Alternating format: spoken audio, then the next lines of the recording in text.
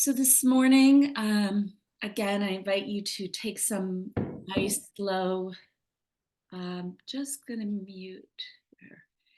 Some nice, slow breaths to arrive with yourself as I read to you. And so all that you need to do for yourself is just breathe and listen. And allow yourself to just really slow that breath down so that you can be here in a mindful, present way. I invite you to close your eyes. If it's comfortable for you to put your hands on your heart center, do it. Enjoy it, savor it, and I will read to you.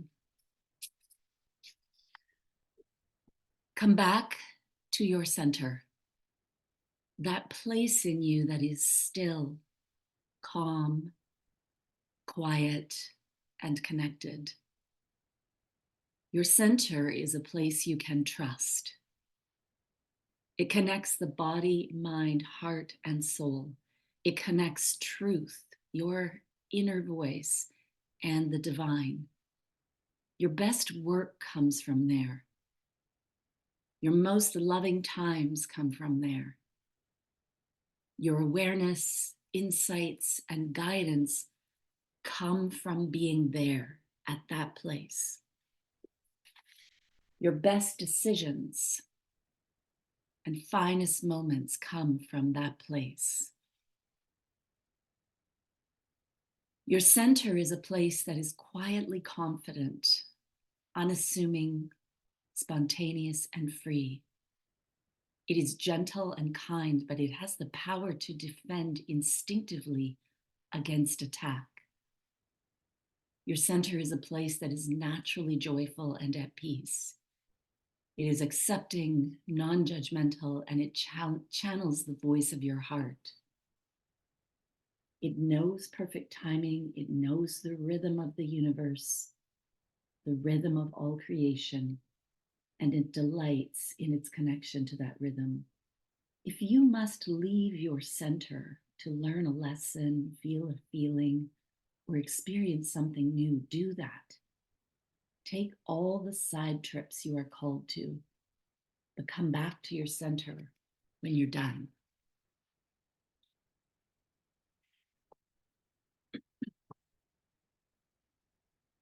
It's really nice to hear those points about our center. It's even nicer to know what your own center means to you.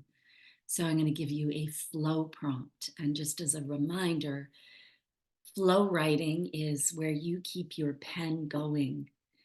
And whatever thoughts come, like sometimes when we're in flow writing, we can detour off what the prompt may lead you into, and it doesn't matter. It's really an exercise of trusting what comes, allowing whatever wants to be written, and you start with the launch sentence that I give you. So in keeping with what I just read about your center, the sentence to begin with is, my center is a place that is. My center is a place that is.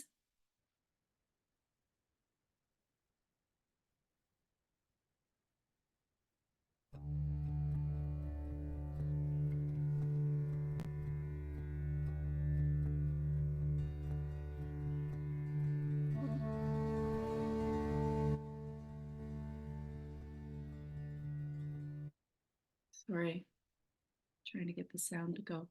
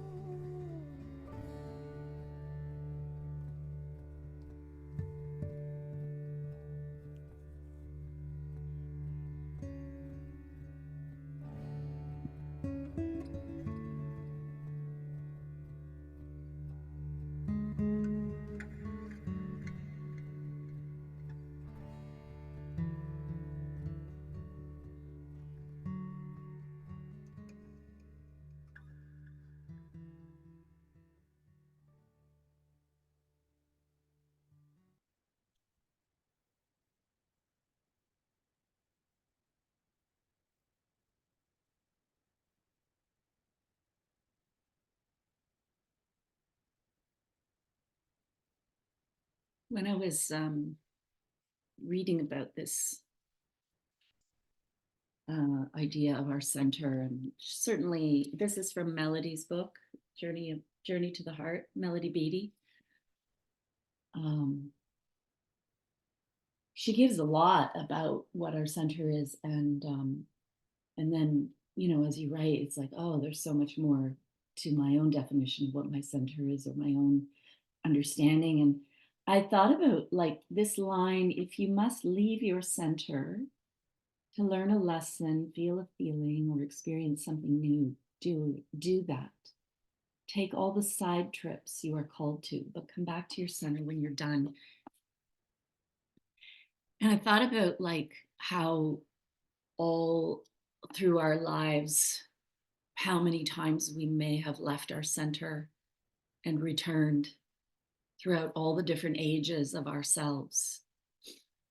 And then I saw this poem that I saw on Instagram,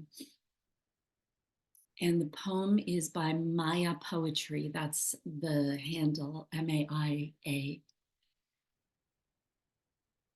I hope when you come home to yourself, there are flowers lining the front porch that were left from all the women you were before.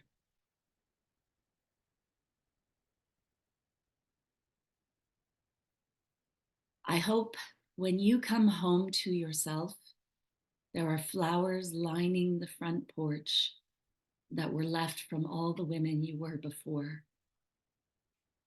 And so I came up with a fun prompt. We'll see how you like it. Imagine, like, obviously that front porch is your internal front porch, whatever that means to you. Could be a tree house, could be whatever it is to you in that inner landscape. For fun, imagine each of those bouquets. Although I have to tell you that my mom used to say bokeh. She never said bouquets, she said bokies. And so when I hear or speak the word bouquet, I have to recall how she said that. I got a beautiful bouquet of flowers, she'd say. Okay, so imagine each of those bouquets or pots of flowers has a card, you know, like a little card from the many women who left them, who you have been. So what do those cards say, and from which ages? So this is just a fun prompt. It could be, if you imagine those little flower cards that you can get, allow whatever age, whatever part of you wants to come through, and imagine that you're like reading each of these cards, what's on them. It could be gratitude, it could be praise, it could just be reaching out to you. So I thought that would be a fun prompt, is all those flowers lining the front porch that were left from all the women you were before. And there's cards. What do the cards say, and from which ages? So don't try too hard, just allow whatever comes to come. Using your imagination.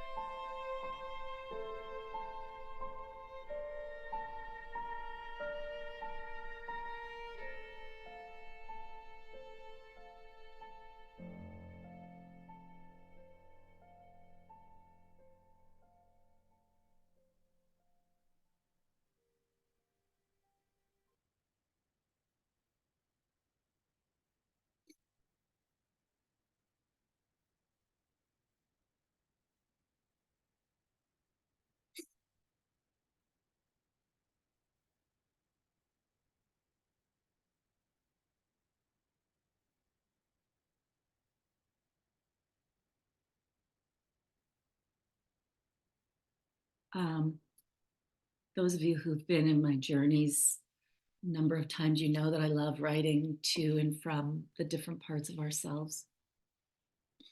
I like to, that's been a huge part of my own healing journey of self acceptance, is like embracing all the parts.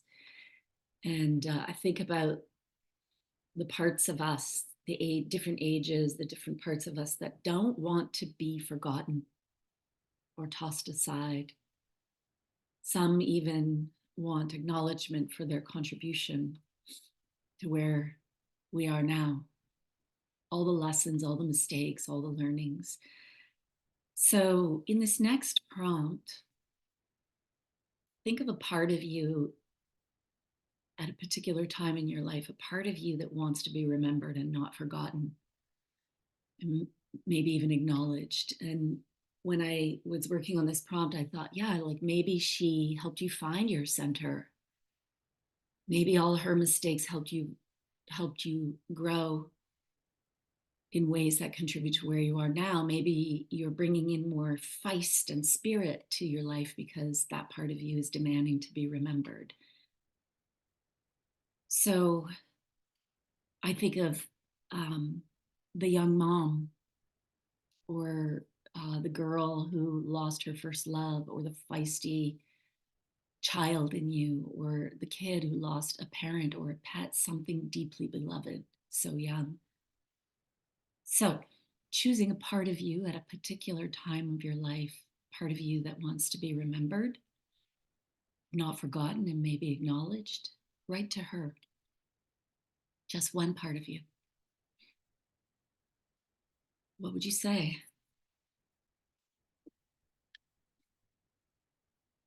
She wants to be remembered.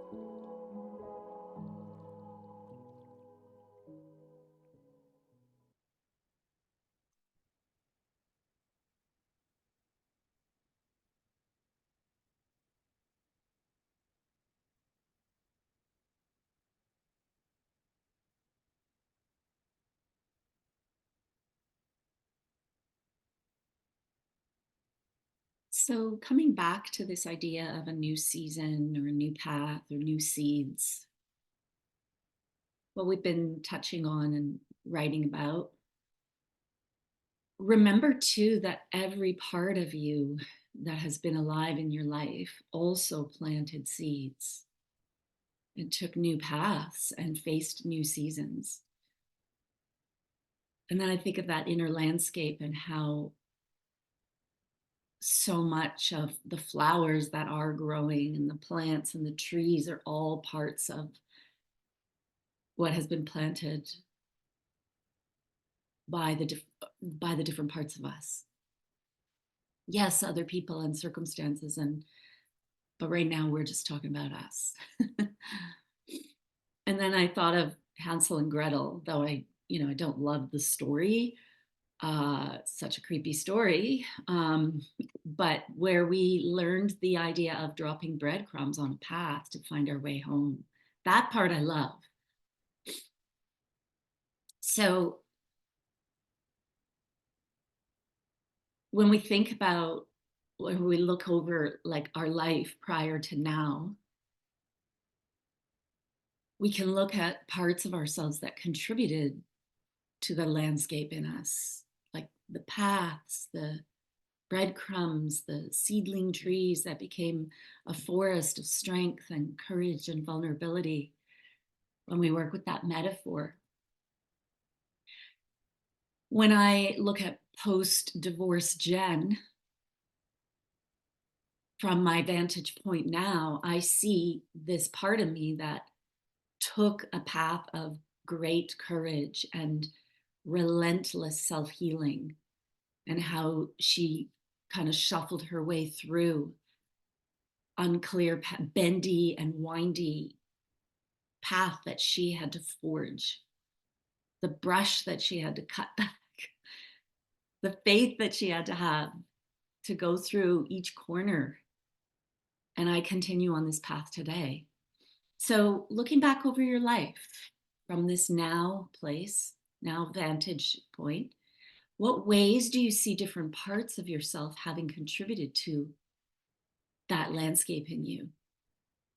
So this is a general kind of brush stroke of like, oh yeah, that part of me created that path. And so think of the breadcrumbs, think of the seedlings, playing with this metaphor, another way to acknowledge the different parts of ourselves. Have fun.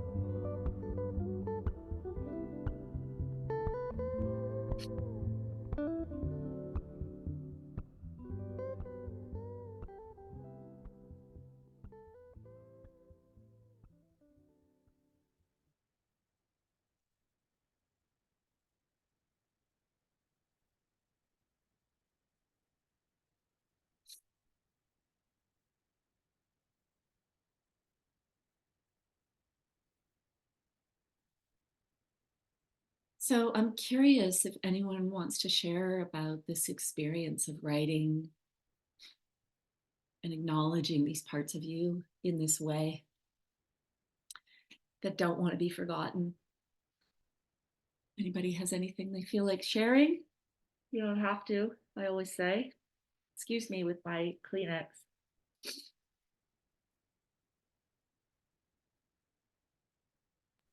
Okay. Hi. I Hi. was It's Anne. Oh, Yeah. I just want to go back about, the bouquets and the cards.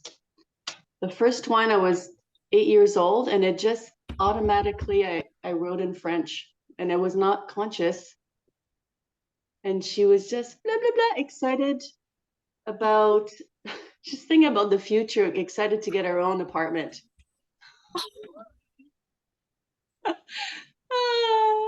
And decorating it. It's so cute. But yeah, she came through in French. I loved it. it's so funny that you say that because as soon as I gave that prompt in my head, I thought, allow whatever language comes to you. And you did. And I Yeah. didn't even say it. And that came through because that is exactly what can happen is your first language will come through. Oh my gosh, that's so fun. It's fun, isn't it, to imagine those little cards and Yeah, that really bouquets. was great. Yeah, you could play with that one for a long time. Thank you, Jen. Oh, merci. Hi, Ben. I can talk now because I'm not delayed. I just think it was a wonderful experience to do that with the cards, and it just seemed to be so easy Yeah. to see, you know. But like the metaphor was also really clever because it was all like the forgiveness. Oh, you went that way. Okay, it's okay. You're back. Okay. And yeah, I loved it. Thank you. Oh, you're so welcome. I mean, this is creative journaling that allows us to meet the different parts of ourselves in different ways. I just love using journaling in this way with ourselves. For sure, there is forgiveness that comes in. It's beautiful. Thank you. Anyone else? Okay. I actually was just going to say that talking about the different parts of us and the landscape, and I was transported back into, I guess, a 11-year-old body, and how there's like a little clearing. Because my landscape's like a forest, but there's a clearing, and this is like her little play spot. But every like tree in there she knows, and she has conversations with them, and she knows like all the little insects, and she's built like little homes for like things. And I was just, yeah, it was really, really rich, and it was just like it transported me almost right back into that 11-year-old self. It was really cool. That's awesome. Yeah, this metaphor for sure is very powerful and can give us, I think this gives us access to self-connection that kind of gets our heads out of the picture, really taps into that center, right? That center that knows, that center that is our true self. Beautiful. Thank you so much, everyone, for sharing. I'm going to take you now into another piece by Melody that is titled It's Okay Not to Know. Since we're talking about spring and new paths, and now we're looking at all the paths and all of the contributions to the landscape. And so sometimes we don't know what we want, what's next, or what we think our lives will look like down the road, and that's okay. If the answer is, I don't know, then say it clearly, and be at peace with not knowing. Sometimes the reason we don't know is that what's coming is going to be very different from anything we've experienced before. Even if we knew, we couldn't relate to it because it's that new and that different. It's a surprise. Sometimes the reason we don't know is that it would be too difficult, too confusing for us right now. It would take us out of the present moment, cause us to worry and fuss about how we could control it or what we have to do to make it happen. Knowing would make us afraid, put us in overload, take us away from now. Sometimes our souls know, but it's just not time for our conscious minds to know yet. Sometimes knowing would take us out of the very experience we need to go through to discover the answers we're looking for. And sometimes the process of learning to trust, the process of going through an experience and coming to trust that we will ultimately discover our own truth is more important than knowing. Oh, Melody, she's so smart. So, your prompt, here you are. What do I not know about this path, this seed, whatever it is you're journeying toward? How do I feel about what I don't know? So this is a chance to get really honest with yourself. Just 1 second. Let me put this in the chat. What do I not know now about this path, this seed, whatever it is that you are journeying toward? How do I feel about what I don't know? How do I feel about not knowing? So,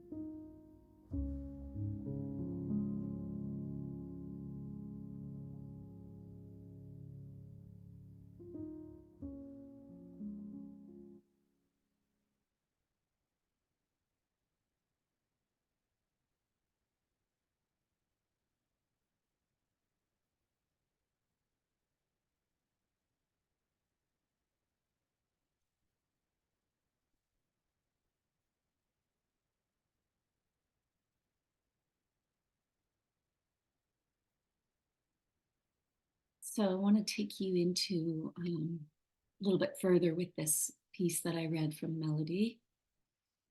It can be tricky for a lot of us to be at peace with not knowing what's next, what's happening, where am I going, what's my purpose, all of those things. I know for myself,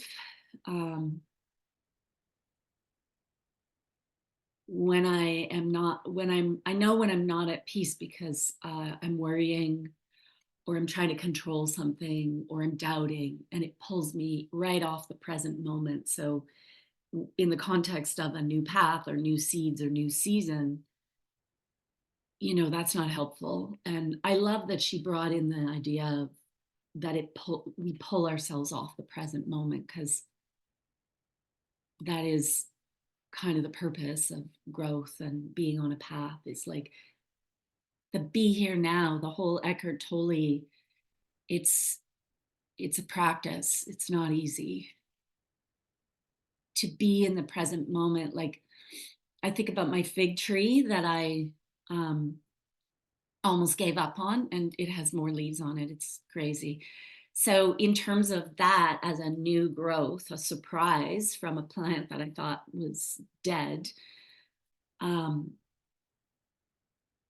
if I'm off the present moment, then I would be thinking about things like, what if it gets too big and I can't keep it? Or what if an insect infestation happens? What if I kill it?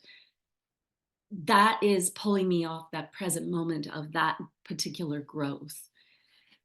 But if I focus on, look at how tender and pretty it is, and look at this new little teeny tiny new leaf that's coming in. Every day I notice a new sprout. It makes me feel very peaceful looking at that here and now with it and talking to it, versus I need to know how big you're going to get because I got to start looking for a new home for you if I can't keep you. You know what I mean?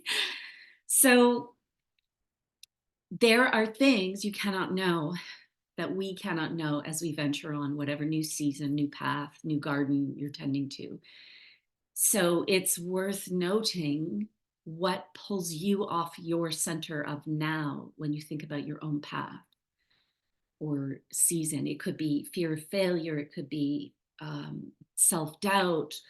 You could be pulling yourself off the now by asking a lot of what if questions that scare you. So take just a not long, what in you pulls you off the present now when you think about your own path or season or new seed. This is really just giving some space to acknowledge and really see what might be pulling you off.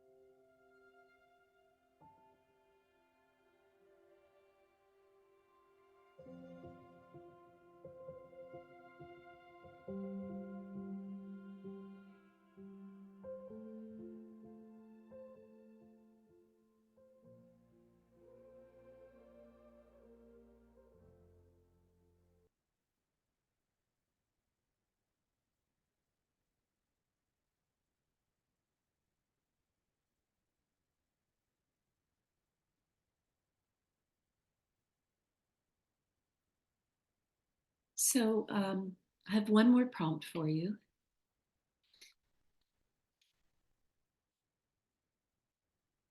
I want to just remind you, like, I'm sure you all know this, but I have to remind myself that not knowing and being at peace with not knowing what's next, what something will grow into, etc., is a practice. It's a practice of trust. It's a practice of keeping going when we can't see around the corner or can't see what may be growing. I think it's why we're here. We're here to plant, we're here to grow, we're here to leave breadcrumbs, we're here to go back to our center. And so in Melody's, in that piece, oh, I lost the page, but that's okay. She said, sometimes our souls know what is next, what's around the corner. Sometimes our souls know, but it's not time for our conscious mind to know. So the prompt is, from the voice of your soul, what might it say to help you let go of your need to know? How might your soul reassure or settle you to trust in it?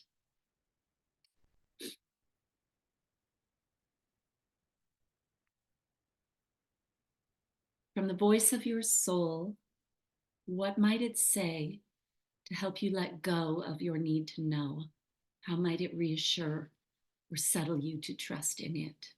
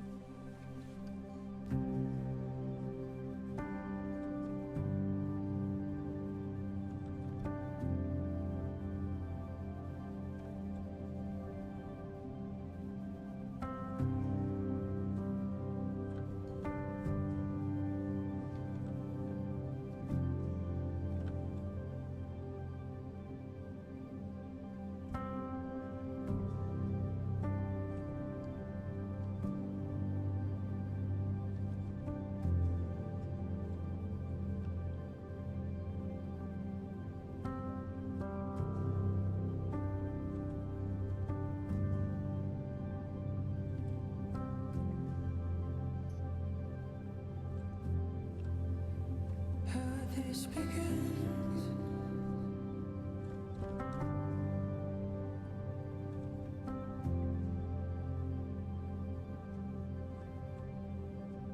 And how it ends.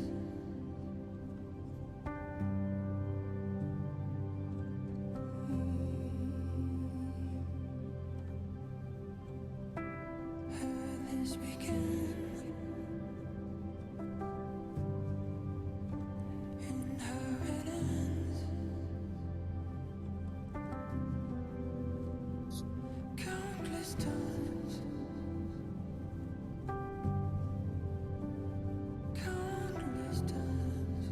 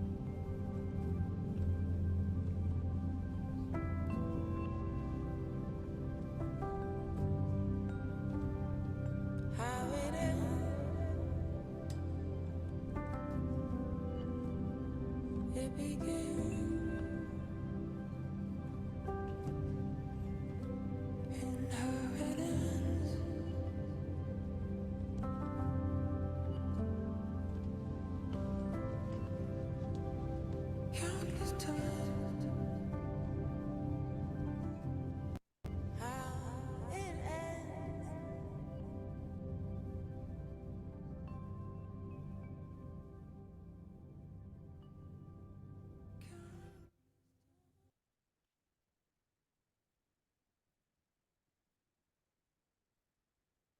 My suggestion is that you go back and read what you wrote about what your center is and carry that with you through your day today.